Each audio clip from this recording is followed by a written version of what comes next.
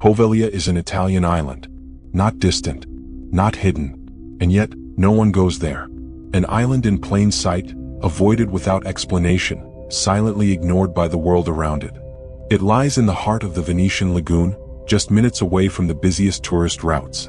Thousands of people pass right beside it every single day, never once setting foot on its soil, never slowing down to look.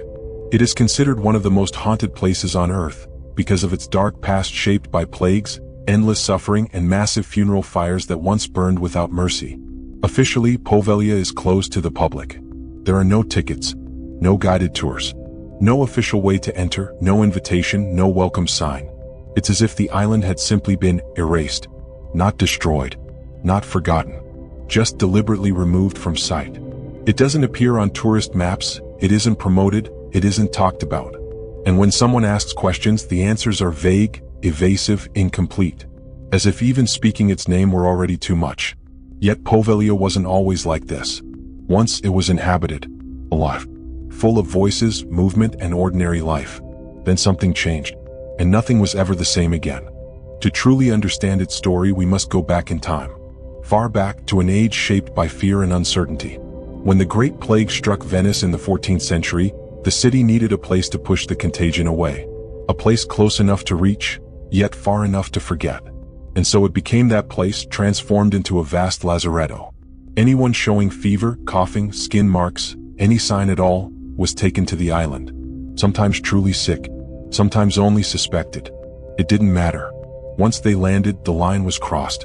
Dozens of corpses arrived every single day, carried on silent boats, stacked on top of each other, covered in lime, vinegar, and burned herbs. The stench lingered over the lagoon for hours. The bodies were unloaded like cargo. They were no longer people. On the island, massive mass graves were dug. Not to bury, but to burn. The bodies were laid in layers, mixed with wood, soaked in flammable substances, and then fire. Slow fires. Pyres that burned for days. Thick smoke wrapped the island and drifted toward Venice. Heavy smoke. Sweet. Impossible to mistake. When the fire died, only ash remained. Over time, the island changed. The soil grew darker, more fragile. According to legend, much of the island's soil is made of human remains reduced to dust. When the plague ended, Poveglia never truly became a normal place again. In the 20th century, the island was reused. A psychiatric hospital was built. Historical accounts describe a harsh, bare structure, drowned in oppressive silence. A place where time seemed to stop, and humanity slowly dissolved among bare walls and dark corridors. At the center of these stories stands a doctor, remembered for brutal, unauthorized practices.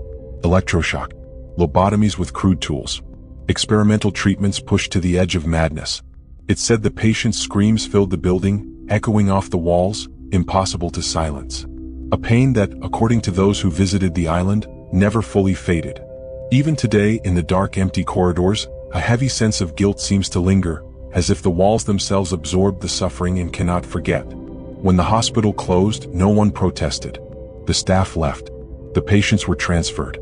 And Poveglia was left alone once again, wrapped in a grim, suffocating silence. After the official abandonment, the island should have become just an empty place. But that's not what happened. Over the years, fishermen began avoiding the area. Not out of superstition, but from direct experience. They speak of nets getting stuck for no reason, as if held by something unseen. Of engines shutting down suddenly, even in calm waters. And above all, a feeling hard to describe. A deep, instant unease that forces you to leave before you even understand why. Those who approach speak of an unnatural silence. Over time, accounts from visitors, guards, and paranormal investigators began to overlap, describing similar events years apart. Moans carried by the wind. Muffled screams that seemed to come from the old wards.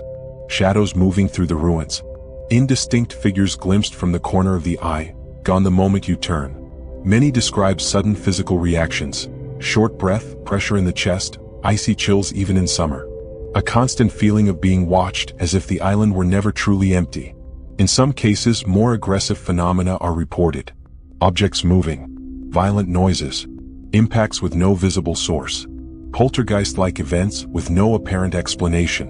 One of the most disturbing stories involves the island's old bell tower. The structure was destroyed decades ago. The bells were removed. Yet on multiple occasions, fishermen and night guards swear they heard bells ringing through the fog, especially late at night. A slow, distant toll. One that should not exist. Legend connects those sounds to the doctor of the psychiatric hospital. They say he was haunted by the spirits of the patients he experimented on, chased by their voices, unable to sleep. According to oral tradition, he threw himself from the bell tower, ending his life. But not his torment. Other stories speak of softer voices. Children's voices. Orphans taken to the island and never returned. Silent victims, first before the plague, then of experiments inside the hospital. Some claim they heard distant laughter, sudden crying, light footsteps in corridors where no one should be. The most unsettling part is that these stories repeat.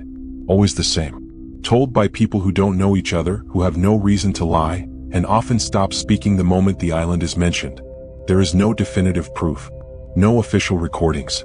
Only testimonies remain, returning again and again like an echo.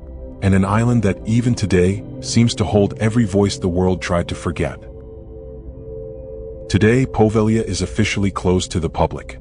There is no detailed explanation for the ban. There is no sign that tells the whole truth. Official reasons mention unsafe buildings, unstable structures, and costs too high to secure them. Logical reasons.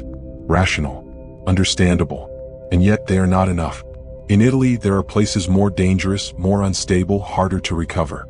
And many of them were reopened, restored, transformed. Poveglia wasn't. Over the years, there were attempts to relaunch it. Projects, proposals, recovery plans. All stopped. All abandoned. Always without a final explanation. The island is there. Publicly owned.